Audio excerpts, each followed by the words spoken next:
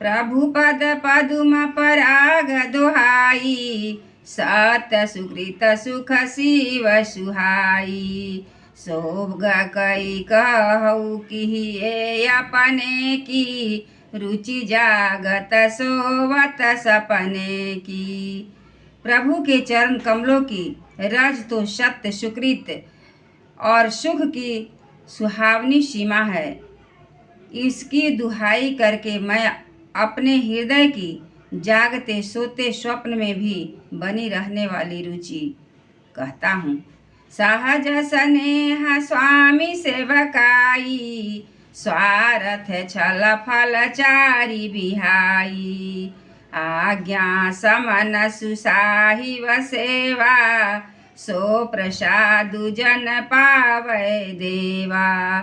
वह रुचि है कपट स्वार्थ और अर्थ धर्म काम मोक्ष चारों फलों को छोड़कर स्वाभाविक प्रेम से स्वामी की सेवा करना और आज्ञा पालन के समान श्रेष्ठ स्वामी की और कोई सेवा नहीं है।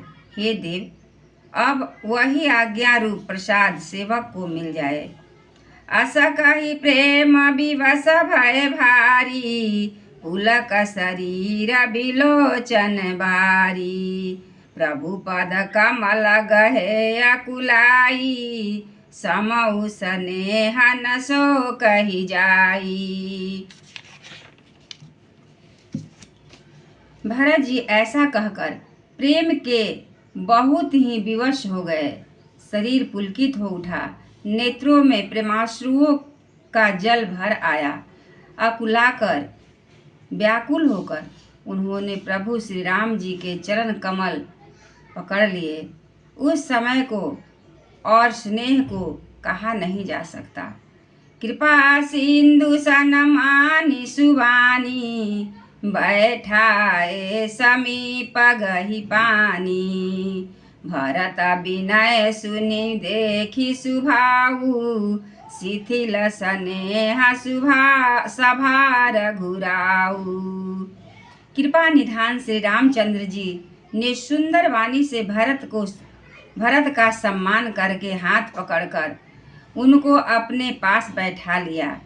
भरत जी की विनती सुनकर और उनका स्वभाव देखकर सारी सभा और श्री रघुनाथ जी स्नेह से शिथिल हो गए। रघुराऊ शिथिल स्नेह साधु समाज, मुनि मिथिला घनी। मन महु सराहत भरत भायप, भगति की महिमा घनी। भरत ही स प्रशंसत विबुध परसत, सुमन मानस मलिन से। तुलसी बिकल सब लोग सुनि सकुचे, निसागम नलिन से। श्री रघुनाथ जी साधुओं का समाज, मुनि वशिष्ठ जी और मिथिलापति जनक जी स्नेह से शिथिल हो गए। सब मन ही मन भरत जी की भाईपन और उनकी भक्ति की अतिशय महिमा को सराहने लगे। देवता मलिन मन से भरत जी की प्रशंसा करते हुए उन पर फूल बरसाने लगे। तुलसीदास जी कहते हैं, सब लोग भरत जी का भाषण सुनकर व्याकुल हो गए और ऐसे सकुचा गए जैसे रात्रि के आगमन से कमल।